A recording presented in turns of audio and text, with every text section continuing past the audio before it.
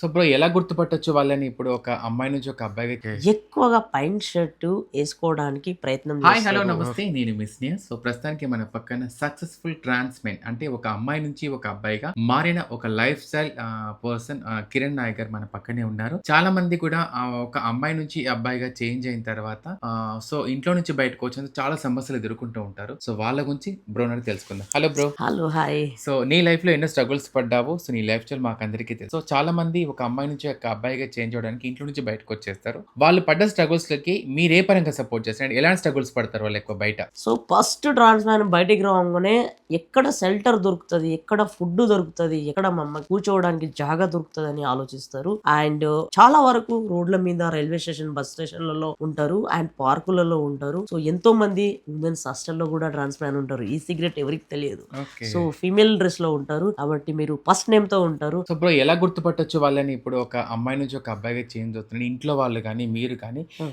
సరే మీకంటే ఐడియా ఉంటుంది. ఇంట్లో వాళ్ళు ఎలా గుర్తుపట్టొచ్చు? ఇప్పుడు వాళ్ళ మేమంటే ఒక ట్రాన్స్‌జెండర్ అబ్బాయిగా ఒక ట్రాన్స్‌గా మేము చేంజ్ అవుతాం. ఒక అబ్బాయి నుంచి ఒక ట్రాన్స్‌గా చేంజ్ అవుతున్నామంటే మా నడవడిక, మా మాట వేరు. మమ్మల్ని గుర్తుపట్టేస్తారు ఈజీగా. యెస్. సో మిమ్మల్ని ఎలా గుర్తుపడతారు బ్రో? మమ్మల్ని ఎలా గుర్తుపడతారంటే వాళ్ళు వాళ్ళ ఫీలింగ్‌ని ఫస్ట్ స్టెప్ బెస్ట్ ఫ్రెండ్‌తో చెప్పడం స్టార్ట్ చేస్తారు. ఓకే. ఫస్ట్ స్టెప్ ఆ బెస్ట్ ఫ్రెండ్‌కి తెలిసుంటది తన లైఫ్ స్టైల్ ఏంటి అని. ఓకే. ఎక్కువగా పైంట్ షర్టు ఏసుకోవడానికి ప్రయత్నం చేస్తారు. ఓకే. ఎక్కువగా ఆ హెయిర్ ఉండడం వల్ల ఇబ్బందికి గురవుతారు. ఓకే. ఎక్కువగా వాళ్ళకి ఆ ట్రాన్స్ మ్యాన్‌కి ఎవరికి చెప్పొద్దు. ఇది ఫ్రంట్‌లో ఉంటది. ఇది కొంత లేడీస్‌కి బ్యాక్‌లో ఉంటది. ట్రాన్స్ మ్యాన్ ఎప్పుడు ఇలాగే ఉంటాడు. ఓహ్! So, very clear. వాళ్ళు చూసే విధానం గూడా ఒక మ్యాన్ లాగానే ఉంటది.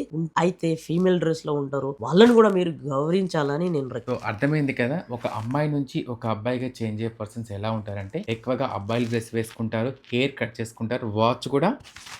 ప్రింట్స్ ఏస్తారు. ఓకే. సో ఇలా అంటే ఒక అబ్బాయిలో ఉండేవాళ్ళు ఇలా ఉంటారు. సో అలాంటి వాళ్ళని కూడా మనం రెస్పెక్ట్ చేయాలని చెప్పి మన కిరణ్ బాబు చెప్తున్నారు. Thank you so much.